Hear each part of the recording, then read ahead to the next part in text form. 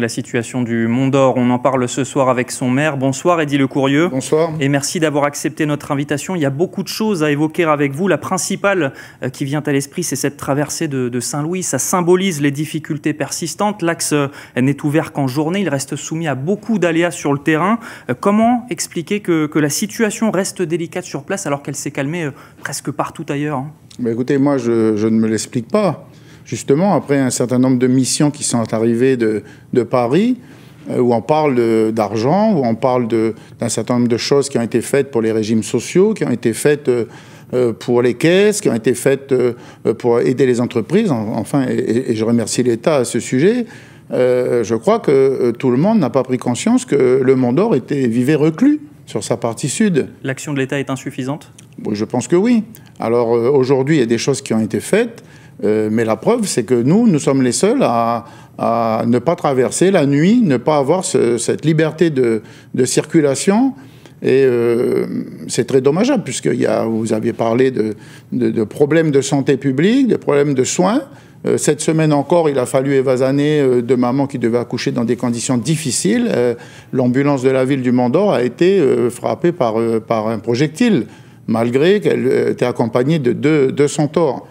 Donc, moi, c'est ce que j'ai dit aux deux missions qui sont venues récemment, puisqu'on a la chance aujourd'hui, les maires, d'être auditionnés. Moi, j'ai pas envie de parler de comptes sociaux, j'ai pas envie de parler du trou de la caisse dans la caisse sociale ou même les finances de la ville, tant que ce problème de sécurité et ce problème de circulation, il n'est pas réglé. Et je trouve que malgré tous les reportages que vous faites depuis maintenant plusieurs mois sur Saint-Louis, je trouve qu'on s'apitoie sur nous. On a tendance à dire le Mont d'Or, pauvre Mont d'Or, on vous frappe sur l'épaule. Et pourtant, ça creuse plutôt entre les Calédoniens, ceux qui ont envie que une solution soit trouvée, c'est-à-dire avec un axe différencié que celui qu'on a aujourd'hui, et puis les autres qui disent « Ah mais non, mais ça coûte trop cher, on a peur quelque part de partager le magot. » On va y revenir sur cet axe. Est-ce que vous êtes toujours en lien avec les coutumiers? On sait qu'il y avait des discussions qui s'étaient mises en place ces dernières semaines, ces derniers mois. Oui, on a toujours été en lien, les coutumiers, les services de l'État au quotidien. Et alors, dans l'absolu, on peut dire que les contacts reviennent avec les populations, on sent qu'il y a un apaisement. Et ce qui me rend d'autant plus en colère, c'est que le soir, vous avez quelques individus, on parle d'enfants et de mamans aussi, qui viennent mettre des gravats sur la route. Et le matin, au moment d'ouvrir la route, il faut nettoyer. C'est un peu scandaleux. Ce qui occasionne d'ailleurs souvent du retard lors de l'ouverture. Alors ça fait des années que la piste d'un viaduc est évoquée pour contourner Saint-Louis. Vous avez vous-même indiqué que c'était une priorité pour votre fin de mandat. Plusieurs dizaines de milliards de francs dans le contexte budgétaire actuel, ça paraît presque utopique. Est-ce qu'il ne serait pas temps finalement de tourner la page de ce projet? Non, moi je tourne ni de celui-là, ni d'un autre d'ailleurs. Mais est-ce qu'il est vraiment réalisable? Mais bien sûr qu'il est réalisable. Il y a 11 000 personnes sur le Mont d'Or, il y a 3 000 personnes sur IAT. Mais ça fait des années qu'on en parle. Oui, mais ça fait des années qu'on ne fait rien. Voilà. Et pourtant, le problème de Saint-Louis, il demeure. Alors, moi, j'ai une commune, là, personne n'en parle, mais j'ai combien de personnes qui sont parties aujourd'hui du Mont d'Or, qui veulent plus y vivre, qui vivent dans des... Il faut voir le nombre de personnes aujourd'hui qui vivent en anxiolytique, qui vivent... ils sont plus souvent chez le médecin que chez eux. Des gamins qui ont pu à peine finir leur scolarité ou mal finir leur scolarité. Donc il y a un vrai débat à avoir, et on nous fera ce débat. On dit simplement, oh, les pauvres du Mont d'Or. Il n'y a pas de discussion justement sur ce thème avec l'État. On sait qu'il y avait des études de faisabilité qui avaient été lancées en début d'année. On a l'impression que ça reste en suspens. Écoutez, moi j'ai l'impression que souvent on bavarde. Voilà. Discussion, c'est pas ça. Discussion, c'est trouver une solution. Moi j'ai dit que j'étais pas un expert. J'ai dit à la dernière mission qui est arrivée, pourquoi l'État français ne fait pas venir une mission à ce moment-là pour venir trouver une solution viable pour un axe aujourd'hui qui ne l'est pas. Voilà, moi je crois que c'est ça ma solution. Mais c'est pas de dire, moi je veux un pont, moi je veux une route comme ça, moi je veux... On a la solution, nous, au Mont d'Or, de croire que c'est ce viaduc qui va nous sauver, parce qu'on en a tellement marre. Il faut aller à la rencontre des gens. Moi, vous savez, des fois quand j'ai pas les larmes aux yeux, je baisse la tête.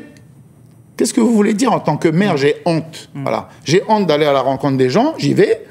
Je me fais bien évidemment, vous imaginez la rencontre, mais ça se passe parfois bien, parfois moins bien, parce que les gens n'en peuvent plus. Voilà. Et puis le Courrier, je pense qu'on est beaucoup à connaître au moins une personne qui a décidé de quitter le Mont d'Or. Est-ce que vous avez des chiffres sur cet exode? Est-ce qu'on sait combien d'habitants sont sur le départ? Non, on aura le recensement d'ailleurs dans quelques mois qui va venir nous confirmer qu'il y aura une baisse significative du nombre de personnes sur le Mont d'Or. Première tendance peut-être? Mais moi je parle de 2-3 000 personnes. Ce qui est énorme déjà à l'échelle du Mont d'Or. C'est plus de 10% de la population du Mont d'Or.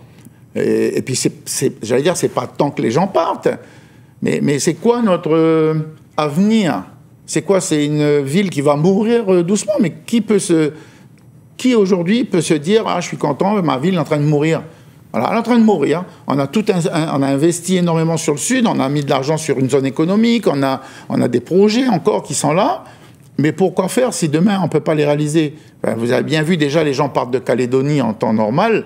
Alors au Mont d'Or, à force de dire que tout va mal, c'est sûr que... Vous savez, ceux qui restent là-bas, c'est ceux qui ont le Mont d'Or accroché au cœur. Et puis ceux qui, malheureusement, n'ont pas le choix, parce que tant qu'ils n'auront pas vendu leur maison qui ne se vend pas, eh bien, ils ne pourront pas avoir le minimum pour redémarrer une vie. Voilà, Alors, il y a un facteur de poids dans tout ça, c'est le budget aussi dont disposera votre commune dans les prochains mois. On sait que c'est compliqué pour la plupart des municipalités. Qu'en est-il de la vôtre aujourd'hui? Écoutez, nous, c'était un budget qui avait été voté à 6 milliards. En fin d'année, on finira à 5 milliards. C'était 7 milliards il y a 2 ans, voilà, 5 milliards. Et l'année prochaine, on tape sur un budget entre 4 et 5 milliards. Donc, voilà, vous imaginez... on a été obligé de considérablement réduire les charges avec des réductions de personnel. Il va falloir encore procéder à d'autres arbitrages? Bien sûr, mais on attend aujourd'hui d'abord la manne financière que l'État doit nous donner, puisque je crois qu'ils veulent payer à la place de la Nouvelle-Calédonie nos centimes additionnels. Pour le Mont d'Or, ça serait 700 millions. Et puis on attend de voir comment va se définir le projet pour l'année 2025, le projet de budget de la Nouvelle-Calédonie. Et vous avez déjà des idées pour des arbitrages s'ils devaient être réalisés en l'absence de ces dotations? Les arbitrages, ça sera encore diminuer l'aide à la personne. Hein. Je veux dire, aujourd'hui, nous, on parlait de délinquance là, dans votre reportage sur un local qui a été brûlé. C'est ça l'intervention de la ville. C'est d'être au plus près de ces associations sportives pour pouvoir justement avoir un maximum de gamins qui s'engagent dans le sport plutôt que dans les quartiers. À Nouméa, la maire, Sonia Lagarde évoque la possibilité d'une mise sous tutelle de sa commune par l'État, faute de budget suffisant pour assurer ses missions. Est-ce que c'est une piste que vous envisagez également au Mont d'Or, ou est-ce que ça reste cantonné uniquement à Nouméa? Non, on a tous les mêmes problèmes. C'est-à-dire si demain on n'arrive pas à clôturer convenablement nos budgets, la loi veut que ça soit une mise sous tutelle de l'État. Voilà. Mais pour l'instant, nous, au Mont d'Or, on a réussi à équilibrer notre budget. On a eu les prêts nécessaires des organismes bancaires, c'est-à-dire que la commune est encore fiable, elle est encore, aux yeux des emprunteurs, elle a encore une gestion qui est saine. Mais ça sera la dernière année. On a pu entendre cette annonce hier de la mise en place d'un calendrier pour les discussions sur l'avenir institutionnel. On sait que les communes ont beaucoup plaidé pour avoir une vraie place dans ces tractations. Est-ce que ce sera le cas? Est-ce que vous, par exemple, vous participerez aux négociations en tant que maire? Alors juste déjà, avant de répondre à votre question, je voudrais que c'est une très bonne chose que ce calendrier se soit ouvert. Je trouve que tous les Calédoniens attendent ça. Je vous disais que les maires étaient de plus en plus entendus, enfin écoutés, en tous les cas, ou entendus, je ne sais pas. Mais si c'est juste pour faire beau autour de la table, je vous dis que non, moi je n'irai pas. Non. Mais est-ce que vous avez été invité? On a été auditionné par les différentes missions. Mais pour l'instant, et vous aurez un rôle à jouer dans les discussions à venir?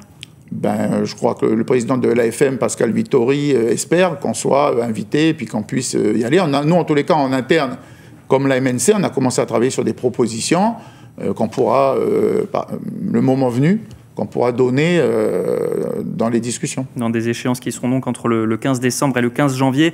Eddy Le Courrier, on va passer aux questions posées par les internautes sur notre page Facebook. Première question, les navettes maritimes doivent être arrêtées à compter du 15 décembre. Comment feront les habitants pour se déplacer? Alors la date du 15 décembre, c'est une date qui avait été initialement annoncée par la province parce qu'on retrouvait un axe, une vie normale, etc. Aujourd'hui, il y a encore plus d'1 millier de personnes par jour qui prennent les navettes. Donc, la présidente s'est engagée à poursuivre les navettes le temps nécessaire. Mais il faut savoir que derrière, une partie est payée par l'État, qui rembourse ce coût. Il faut savoir que c'est plus d'1 milliard déjà pour l'année 2024. Et que depuis août, les comptes n'ont pas été mis à jour.